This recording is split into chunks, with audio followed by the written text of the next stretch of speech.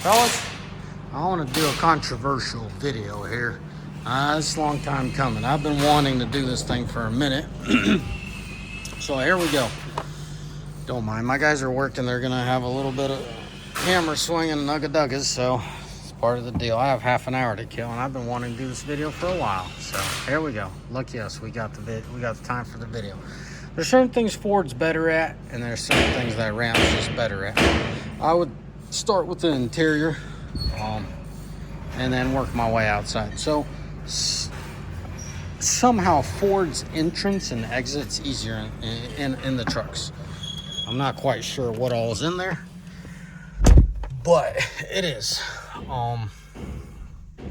It's just less of that wall there, right? Your foot comes through it a lot less to catch on, and it's. I noticed that with my 23. Maybe because I didn't drive other Fords long enough to notice that, but my 23, I definitely noticed it. Now, as far as fit and finish, guys, I gotta give it to the Ram. Ford's is fine, nothing's falling apart, but they're a good business, right? They do just enough to get by, right? If you want to nitpick, I mean, look at that. They couldn't even cut the plastic off smoothly. You guys see what I'm talking about? That lip there. I mean, this is a $104,000 truck. Like, guys, come on. Ain't nobody giving a rip about nothing. You still buying? They still making them. Once we start buying them, that's when they'll stop making them. But Ford's smart. Ford is more practical. I absolutely hated the previous interior. I don't know why. It bothered me. This interior, it flipped the page on that. This interior is so functional and practical, you kind of overlooked everything. You know, everything flows so well as far as functionality goes, right? Same thing, right? I use this pocket more in this truck than I do in the Ram. The pockets are better designed to grab stuff out of them. You know, they have the 45 on the backside here. It's just fit and finish. Ram has them. Functionality, it's so practical, you know what I mean? Even the stupid thing, right? Honestly, I thought it was a gimmick. I honestly thought that whole slider thing was a gimmick. No, do you ever see this thing not slid out? Rarely, because I use it all the freaking time, and it's stuff like this that they shine and they underline how much more practical Ford is than Ram. It's not leaps and bounds. But when you're talking, you know, fit and finish, Ram is a solid 30% better. Let's use percentage. You guys could kind of gauge it better. Functionality, practicality, same thing.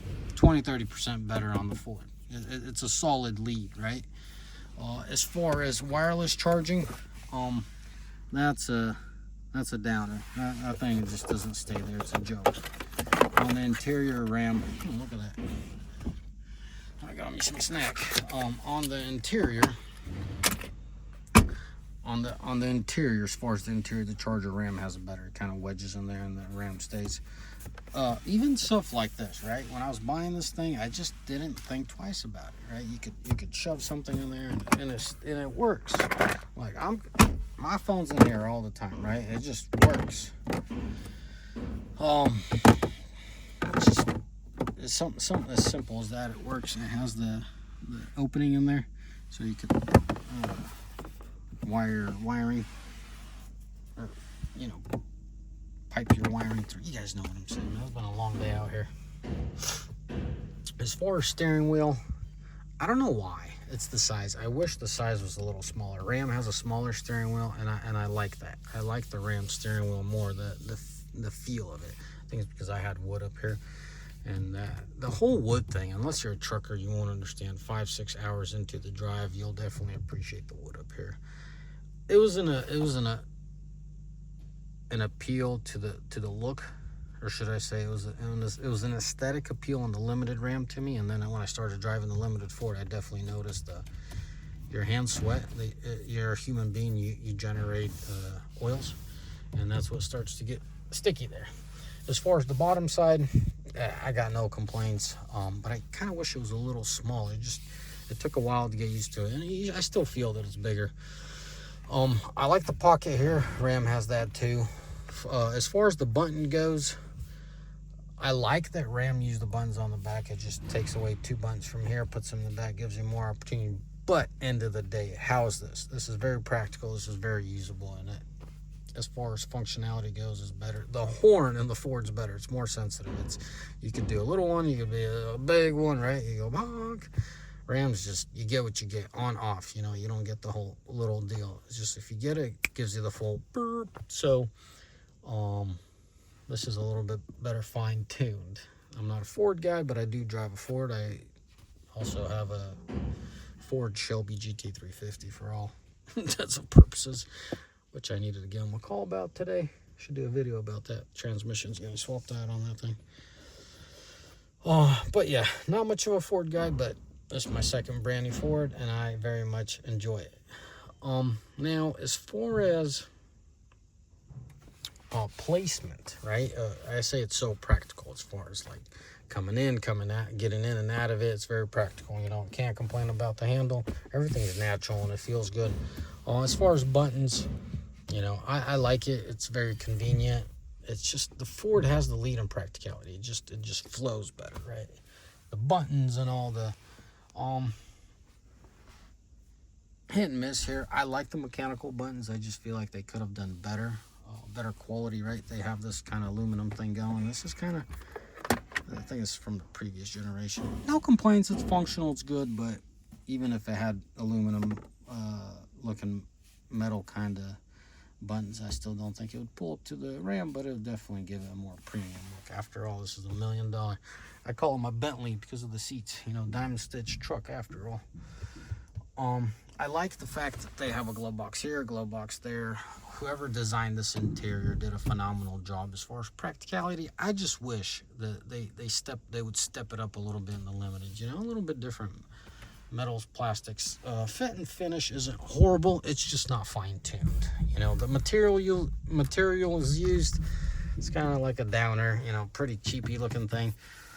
It works. I'm pretty sure it'll work just fine. You know, the leather, that's a lot of plastic. They could have kept this, you know, wrapped it in leather. This is leather and this is plastic. So you give and you take. I like these pilot switches is what I call them.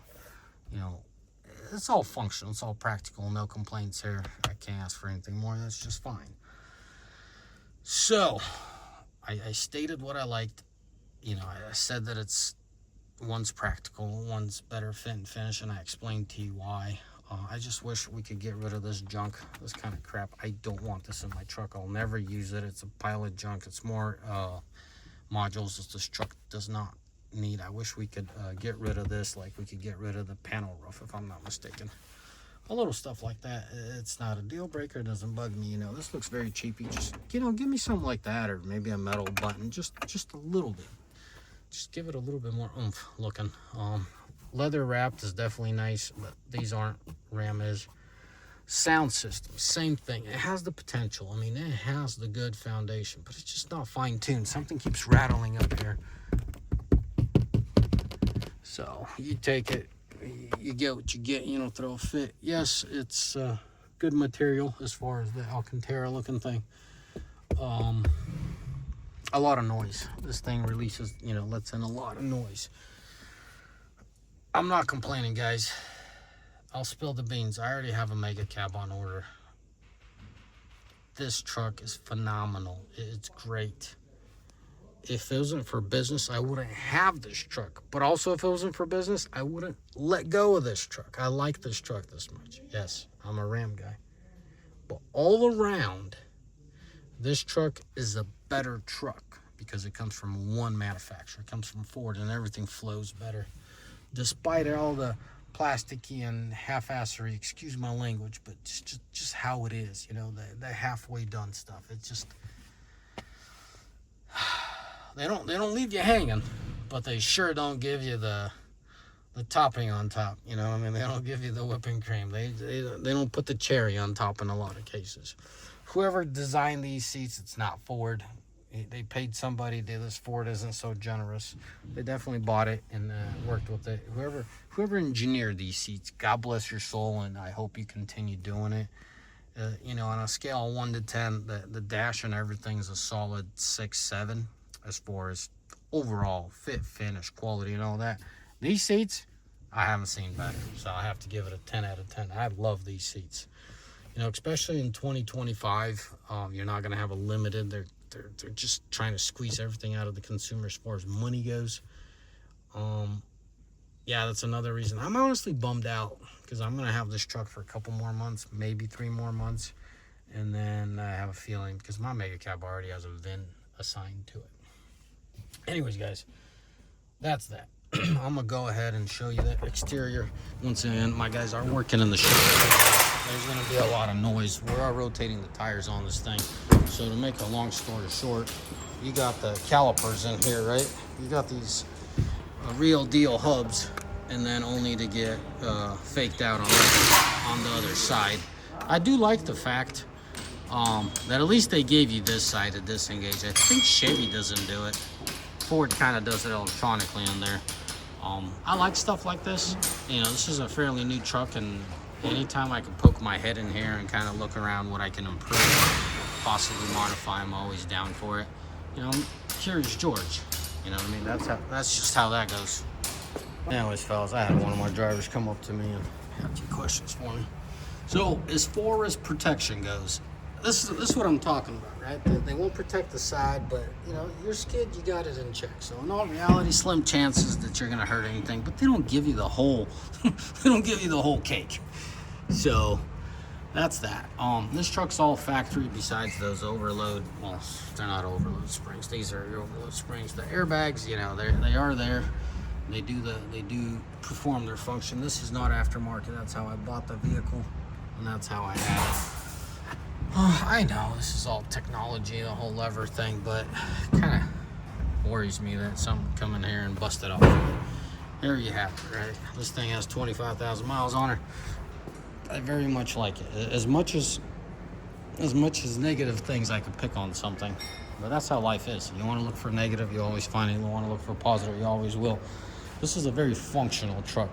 Quite frankly, I'm afraid this might be the last of its kind. I think everything after this is probably going to go hybrid here in the next year or two.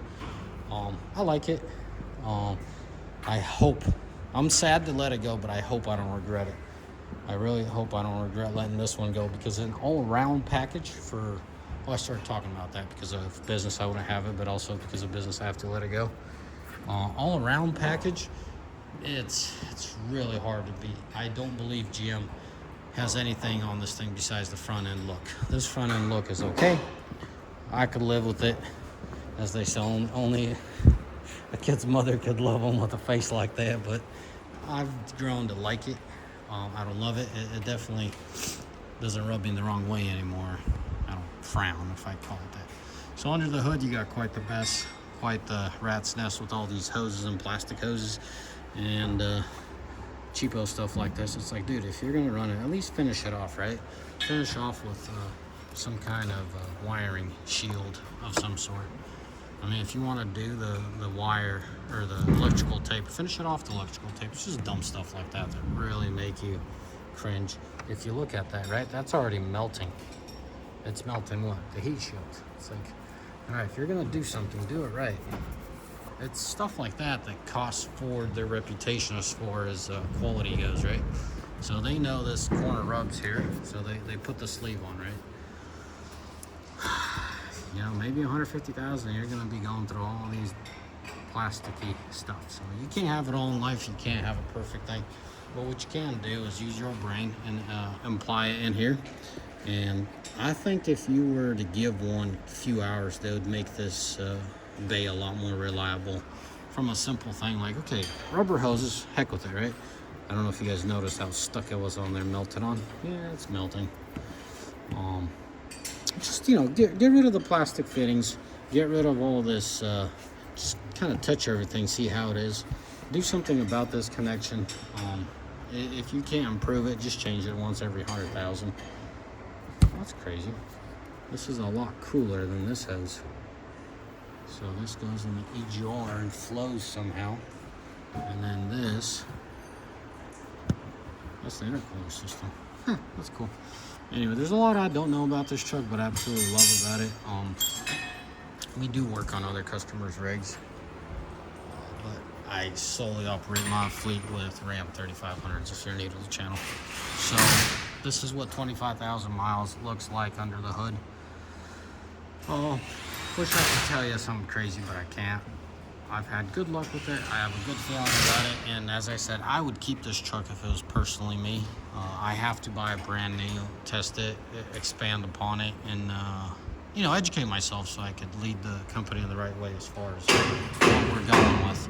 I really have my fingers crossed that Ram got their marbles in a row on this next generation of truck, and hopefully the 25s are going to be solid, because the 22s definitely did me dirty. As far as the backside goes, the entry point of the cab is what makes it so much better. This little thing holds a lot of junk in here, as you can tell.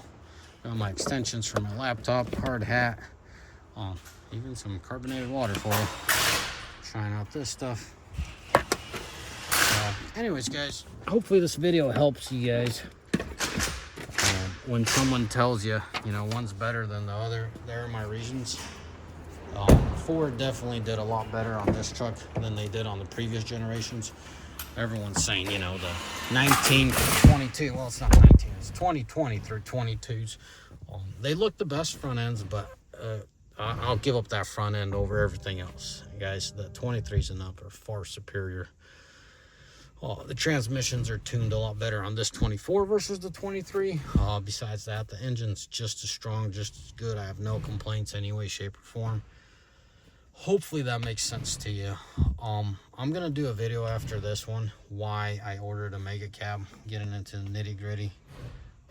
General sense, because of my business, because how I provide for my family through running these pickups. Yeah. Anyways, fellas, as always, may the Lord bless you, and may you all have a mighty fine day. Ciao. Bye.